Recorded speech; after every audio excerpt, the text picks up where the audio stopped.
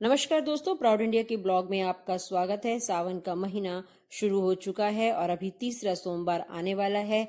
ऐसे में हर कोई अपनी सामर्थ्य के अनुसार भगवान की भक्ति में लीन है। तो दोस्तों, जैसे कि आपने रुद्राक्ष के बारे में तो सुना ही होगा। भगवान शिव को रुद्राक्ष बहुत ही प्रिय हैं और उनके बहुत से भक्त भी रुद्राक्ष को धारण करते हैं।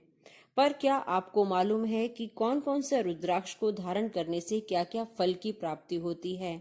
तो इस ब्लॉग में मैं आपको ये सब बताने जा रही हूँ कि कौन से रुद्राक्ष को पहनकर आपको किस फल की प्राप्ति होगी और उन्हें पहनने के क्या नियम हैं। तो चलिए मेरे साथ संक्षेप में जानकारी हासिल कीजिए। तो दोस्तों, सबसे पहले मैं आपको बता दूं कि रुद्राक्ष की उत्पत्ति कैसे हुई थी। तो रुद्राक्ष की उत्पत्ति भगवान के आंसुओं से हुई थी।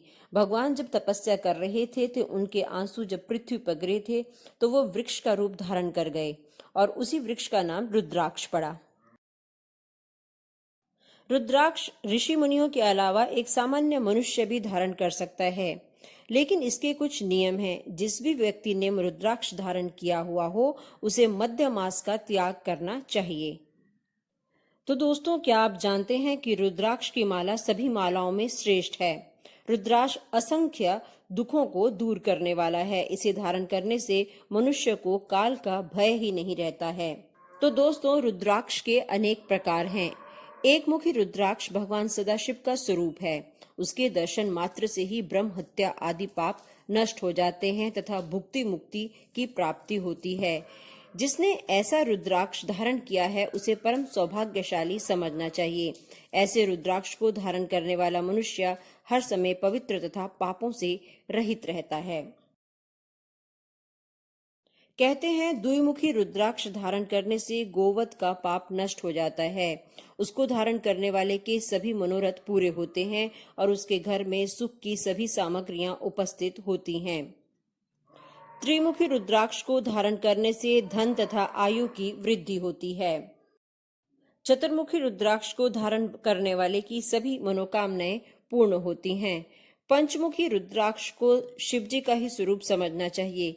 इसे धारण करने से भुक्ति मुक्ति की प्राप्ति होती है और उसके सभी पाप नष्ट हो जाते हैं और जीवन में कभी भी कोई दुख नहीं प्राप्त होता है। षटमुखी रुद्राक्ष को स्कंद के समान समझा गया है।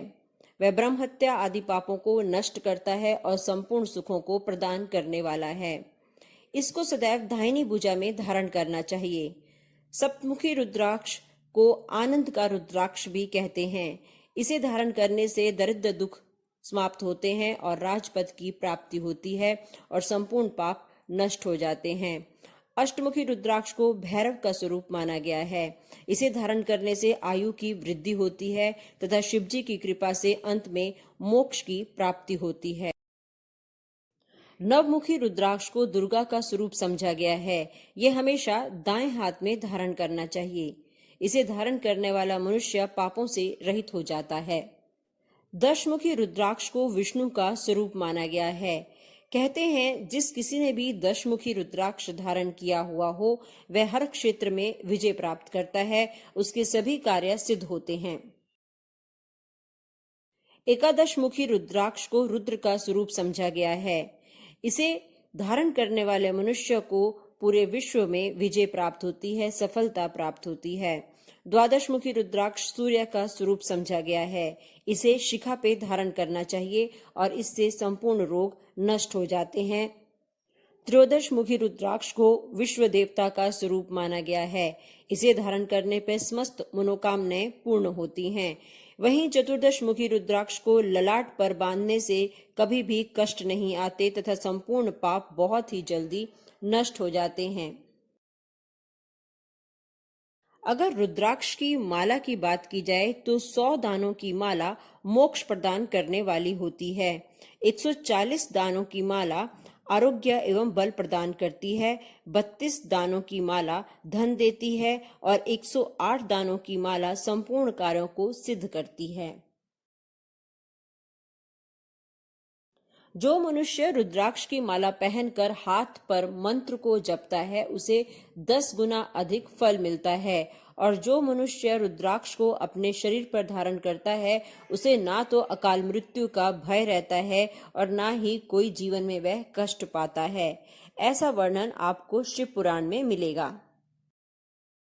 तो दोस्तों, जो रुद्राक्ष आंवले के फल के समान हो वो सर्वोत्तम होता है, और बेर के फल के अगर समान हो तो वह मध्यम श्रेणी में गिना जाता है। आंवले के समान रुद्राक्ष सभी कष्टों को दूर करने वाला तथा संपूर्ण मनोरथों को पूर्ण करने वाला है। वैसे तो सभी रुद्राक्षों की अपनी अपनी महिमा है, लेकिन हमेशा रुद्राक्ष धारण करने से पहले आपको निम्नलिखित बातों का ध्यान रखना चाहिए कि जो रुद्राक्ष कीड़ों द्वारा खाए गए हों या कांटों से रहित हों और जो कटे हुए हों, जिनमें छेद करने के समय जो फट गए हों, जो रुद्राक्ष का स्वरूप न रखते हों, उन्हें कभी भी धारण नहीं करना चाहिए। तो दोस्तों, अब मैं आपको रुद्राक्ष की महिमा के संबंध में एक कहानी सुनाती हूँ। कहते हैं, गंगा के पश्चिम दिशा में देवदत्त नाम के एक क्षत्रिय राजा राज्य करते थे। उसने किसी से भी शिव पूजन का उपदेश नहीं लिया था, तो भी वह एक झाड़ी के वृक्ष के नीचे कुएं के तट पर स्थित किसी देवता का पूजन किया करता था। उस राजा के नगर में एक तेली रहता था जो मरकर बेताल हो गया था। एक दिन उस बेताल ने झाड़ी के समीप आकर राजा को अपना स्वरूप दिखाया। राजा उसे अपनी प्रजा का ही आदमी पहचान कर तथा मरे हुए को जीवित देखकर अत्यंत आश्चर्यचकित हो यह विचार करने लगा कि अरे, यह मरा हुआ मनुष्य किस प्रकार जीवित हो गया है।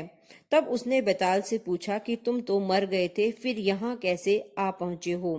बेताल ने उत्तर दिया कि राजन, अब मैं बेताल होकर एक यमदूत का गण बना हुआ हूँ। मैं यहाँ जिस कार्य से आया हूँ उसे कहता हूँ। कुछ देर में ही यहाँ एक वैश्य आएगा, वह बैल के मारने से मर जाएगा। वह वैश्य महापापी है, उसकी मृत्यु होते ही मैं उसे बांधकर यम के समीप ले जाऊंगा।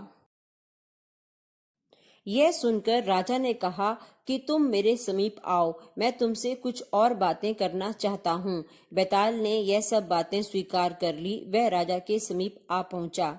अभी राजा बेताल से कुछ बातें कर ही रहा था कि तभी वहां एक वैश्य आ पहुंचा।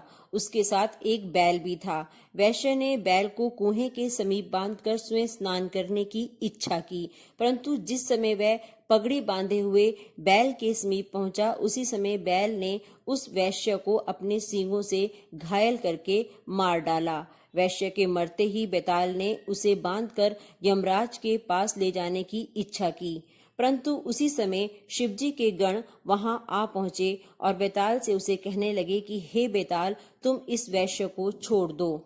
शिव गणों की बात सुनकर बेताल ने उत्तर दिया कि हे शिव गणों, इसने अपने जीवन में कोई एक शुभ कर्म नहीं किया है। अब मैं इसे बांधकर यमराज के पास ले जाता हूँ। ऐसा सुनकर शिव गणों ने उत्तर दिया कि हे बेताल, इस वैश्य के मस्तक में रुद्राक्ष बंधा हुआ है, इसलिए इसके सब दोष भस्म हो गए हैं।